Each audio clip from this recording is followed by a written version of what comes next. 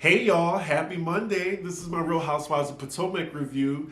Y'all showed up for the last review, 10,000 views. Thank you. I appreciate it so much. I'm inspired to get these reviews out faster, but I'll be editing and I'm just a perfectionist and OCD with everything. So I just try to make sure y'all have a quality review to watch.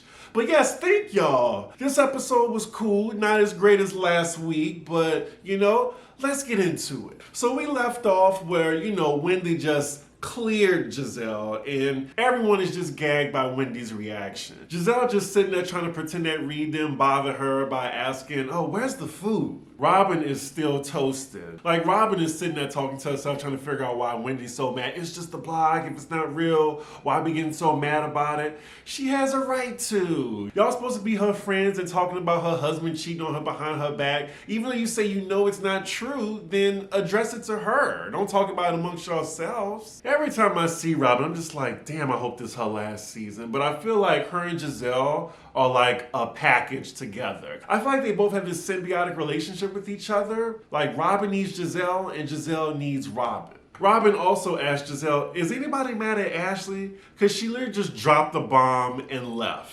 Now, for some reason, I'm not mad at Ashley because, Giselle told her to tell Wendy. Yes, Ashley was messy for involving herself, but she's just the messenger. So if you believe in the shoot the messenger ideology, then yeah, I guess so you can be mad at Ashley, but I think Giselle was the source. If you have a problem with anybody saying about you, you go to the source, in my opinion. The food has arrived and everything is so awkward. It's crickets right now. All you hear is biting and chewing. It looked like halfway through, Wendy's like, I'm full. I could go eat back at the house. So the other one, they just go pack up some food. Because I feel like each group is dying to talk about the other right now. And as the ladies are leaving, again, a scholar gets left behind and the door slammed in her face. Oh, to be the friend of the show. So once Karen, the scholar, and Wendy leave, Giselle and them are talking, and Giselle still doesn't feel she did anything wrong. She said no one was attacking her husband. I think Wendy was more so mad at the betrayal, because I really think she believed Giselle was in her corner. When in actuality, Giselle is in no one's corner. Maybe Robyn most of the time, but Giselle cares about herself. Just because you're used to the rumors out there about your philandering preacher ex-husband doesn't mean Wendy wants everyone talking about a rumor that's not true about her husband. Meanwhile, we're with the ladies in the cottage, and of course Karen is saying, how dare Giselle? It's hard to tell if Karen actually cares or is just, trying to paint Giselle in a bad light. Giselle says if Wendy's going to be upset about this little rumor going around, then she needs to not be in this group. Like I said, I feel Giselle doesn't have a right to dictate how Wendy feels about this. Candace is kind of sticking up for Wendy. She says maybe that Eddie is a trigger for Wendy. She does call that Wendy's probably crying in the cottage right now, and this time Wendy is crying. And I think this is a little bit of an overreaction, especially because the rumor is false. The last time she cried, I get it. I think she really thought Giselle was her friend. But this time, I don't think it's worth these type of tears. But to talk about Eddie and it's not true. Damn. Meanwhile, you have Robyn now, because this is now her fight. She's mad at Wendy's reaction too. I think she's mad because she inserted herself in the crossfire and got shot. Robyn, she didn't curse you out for no fucking reason. You inserted yourself in something that had nothing to do with you, and you got that smoke as well. Even Robyn's friend, Ascala, says she's a different person when she's around Giselle. She always excuses Giselle's behavior. And look at Ascala finally getting her own confessional look. She looks good. She definitely knows how to dress. That red looks really good on her. Ascala kind of cleans it up in her confessional, though, by saying that even though Robyn is behind Giselle no matter what, that just means she's a good friend. Child, the other ladies in the estate are just laughing at this and seeing it as a joke. Giselle is just mocking Robyn how she was doing this in the last episode. It's a complete different reaction from the ladies in the cottage. Giselle should really get a producer credit because she got the reaction she wanted out of Wendy. Wow, Robyn really follows Giselle everywhere she goes. Giselle calls it a night, she goes upstairs, and Robyn is right behind her. Anyway, before the night's over, we're back with Wendy and she's about to go to sleep. She's on FaceTime with her husband. She still look a little upset. She tells him that it was a wild night, but doesn't tell him about the drama concerning him. They talk a little bit more and then she goes to sleep. So it's the next day. We see what all the ladies are up to. Giselle is swimming and they're going to put a timer on how long Giselle has been in the pool. Robyn has another embarrassing scene with Juan, and Juan just always dismisses Robyn. Always. Like, it just seems so one-sided. Like, as Robyn's talking, he just interrupts her like, I gotta go, I'm getting the shape up. Bye. Wendy is doing her commentating while Skylar and Karen go over to the estate. We also see that this is the day of Karen's event where she gets the key to her city. Meanwhile, at the pool, Skylar is telling Giselle, girl, you know you're wrong for that. You started it. And Giselle is putting the blame on Ashley. Wow, she really ain't shit. She told Ashley to tell Wendy. And as soon as they say Ashley's name, meanwhile, we go to Arlington, Virginia to see what Ashley is up to. Now, this is another scene with her family, and I'm motivated to hit fast forward. So far in this scene, we see creepy Michael give Ashley a ring that can't fit her finger. Ashley's new baby is brown. Okay, melanin. That melanin said, I will not be denied this time. Yeah, this is definitely a fast forward. Ashley, I like it when you're messy and with the ladies, but when it's just you and Michael, no thank you. So we're back with the ladies at the pool. Robyn joins now, and Skylar is telling her opinion, saying, I feel like soon as Wendy laid into Giselle, you just automatically came to her defense. And now we have the Green Eyed Bandits tag teaming the Skylar, saying they don't know what she's talking about. Robyn has her own mind, which we all know is a goddamn lie. Giselle says Robyn actually does call her out when she's being shady or messy, and I agree, but it's always in private. It's never in the group setting. In a group setting, she always has Giselle's back, no matter what. And then they continue to marginalize how Wendy feels about a rumor being talked about amongst the group and not being brought to her attention. Apparently, they just lack empathy on that. So now all the ladies are out by the pool with the exception of Karen. Wendy comes in, says hello to everybody except Robyn, and Giselle completely ignores them. Giselle tells Wendy that she would love to talk at some point one day. Wendy just does her braids like this and completely pays her dust. Giselle calling out anyone's behavior as high school is rich to me. It really is. The topic amongst the ladies is childbirth right now. Mia's talking about her traumatic experience having a child and her ain't shit baby father, how he brought the PlayStation to the delivery room. And then Robyn shares her story about how Juan missed the birth of his second child. But she does say that they're in a better place now. Candace then comes up with a game for the ladies to audition for her music video. And then unfortunately, we're forced to hear Candace's new song, Boy, You Make Me Come Back, Come Back. Like, that's all I heard from it. I muted my television. Like, I'm not gonna say Candace can't sing, but this mediocre music ain't it. So Candace is explaining in her confessional that the name of this song is Drive Back, and it's dedicated to her and her husband, saying that she's gonna drive back to him. And then Candace applies this to all the other ladies, saying Robyn drove back to Juan, Giselle drove back to Jamal Bryant, Karen stayed driving back to Ray. Then she says Ashley's car stays perpetually in reverse.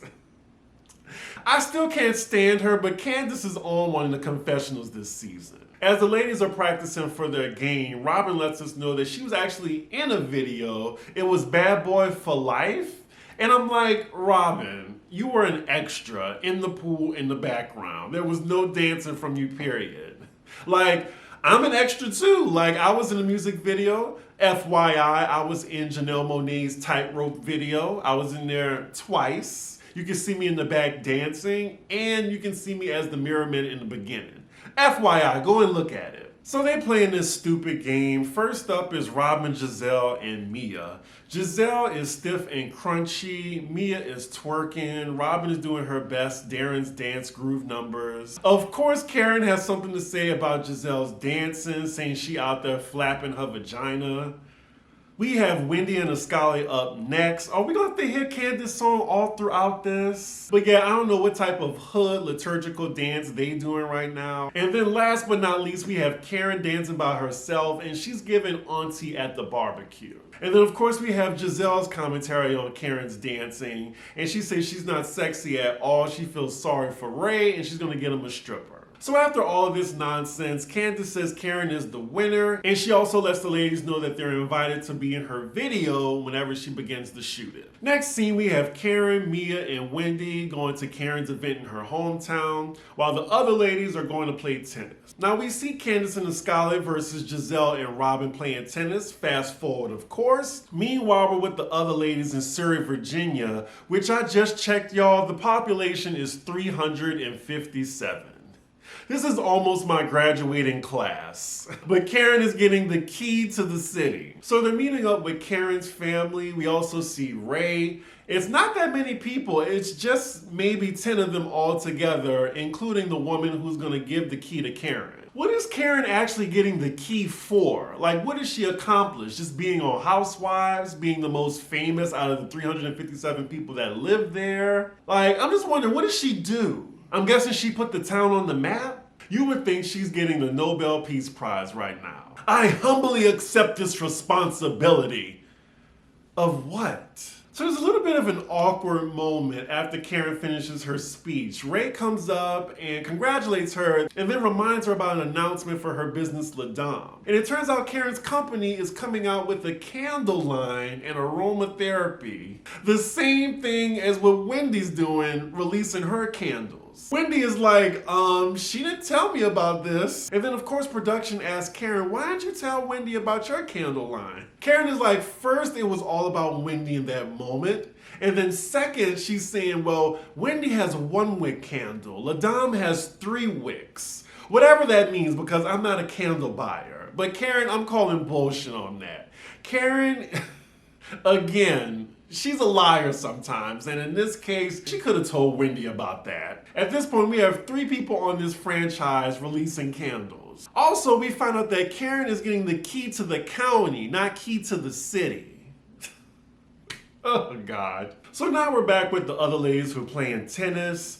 After they finish playing, Candace is asking the ladies, they have a final dinner tonight, and how are we going to clear the air? How are we going to resolve this drama between Wendy and the Green-Eyed Bandits? I think Candace is enjoying being peacemaker this season, and she's so excited that the drama doesn't involve her for once. Robyn's like, I know who's not invited to my wedding or my bridal shower. Girl, you don't even know when the wedding is. Like, they not gonna get married till 2022 or 2020 never. Robyn is saying it's not fair that she can't have an opinion on the matter.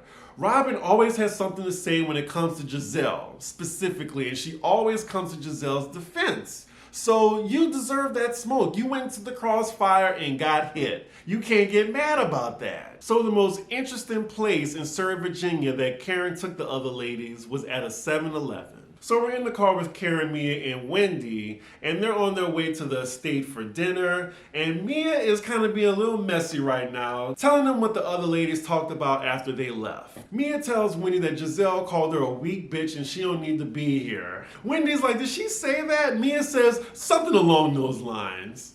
Girl. Production then shows us that Giselle definitely did not say that. Mia says she doesn't care if she told Wendy what Giselle said because nobody there said not to say anything. So as ladies are getting ready for dinner, we see Karen call Candace about the attire for the dinner. When Candace tells Karen it's cocktail attire and no jeans, production immediately goes to Giselle and zooms in on her jeans that she's wearing. Shady production. I mean, we all know Giselle can't dress. We know it. The fact that she still hasn't gotten a stylist 6 seasons in tells me that she likes the attention of being a horrible dresser. Ugh, I really hate this leopard dress Robyn has on. Ascala looks gorgeous. She's really giving like a black Dorit on this show. I'm loving everything she's wearing so far. So the ladies in the estate are at the dinner table waiting for Wendy, Karen, and Ascala. They're discussing the fight again. Of course, Giselle is unapologetic for anything she said. The other ladies from the cottage finally arrive, and now it's just awkward silence while Candace is checking on the dinner. And it's very obvious that Wendy is specifically ignoring the Green-Eyed Bandits. Damn, they got salmon, lobster, and shrimp. Why would I do this review when I'm hungry? Oh Lord. So Robyn gets a phone call at the table and it's Juan. She answers it and says, hello, my non-existent partner, for all the ladies to hear. Trying to spite Wendy, I guess, and this is cringe, y'all. Then she says, well, apparently our relationship is bullshit. He's like, okay, whatever. Call me back. Robyn, that did not give what you think it gave. It was actually pretty lame. And Robyn is so proud of herself after that. She's like, girl, you didn't do nothing. Robyn is clearly with the shits right now, so she asks Wendy, are you speaking to me still, or are you just not speaking to Giselle? We get a commercial break, and here we go again with this goddamn Tiana and Iman reality show. Lord, we're not gonna watch it. Jesus. But anyway, we're back in Potomac, and Wendy responds to Robyn by saying, no, I'm gonna speak to you. And Wendy actually apologizes to Robyn. Apparently, this apology isn't enough for Robyn. She's like, what? You took personal digs at me. Robyn, did you forget the part that you played in all this too? But Robyn is calling out Wendy being fake because she brings up at her engagement party how Wendy was just so excited and she was the loudest one, and now she's saying her relationship is non-existent, meaning that she never saw it for her and Juan's relationship. I don't think Wendy was being fake in that moment. I just think she knew what to say to get under Robyn's skin, and also to just shut her up from interjecting into her and Giselle's argument. Wendy's now calling out Robyn for her behavior, and it seems like they're making some progress on moving on. Wendy apologizes to her again, but we hear Robyn her confessional saying she doesn't buy it. Messy Mia then tells Wendy, why don't you address Giselle now? So Wendy then confronts Giselle about what Mia told her, calling her a weak bitch. And then we get a who said that? Who said that? And Mia's like, you did? With the most confidence. Mia is just so confusing with her stances sometimes. So now everyone at the table laughing because Mia told a bold-faced lie, like Giselle didn't even say the word bitch. I will say though, that's what Giselle meant, but she still didn't say that verbatim. Mia, just stay out of it. Please this is another instance. This is the third instance where Mia should just be quiet and ate her food. Wendy tells Mia to be quiet as she addresses Giselle. She tells Giselle, whether you apologize to me or not, I'm good. And that the fact that I have my husband's last name and I love him, that is my vindication. Karen's reactions, say it, Wendy.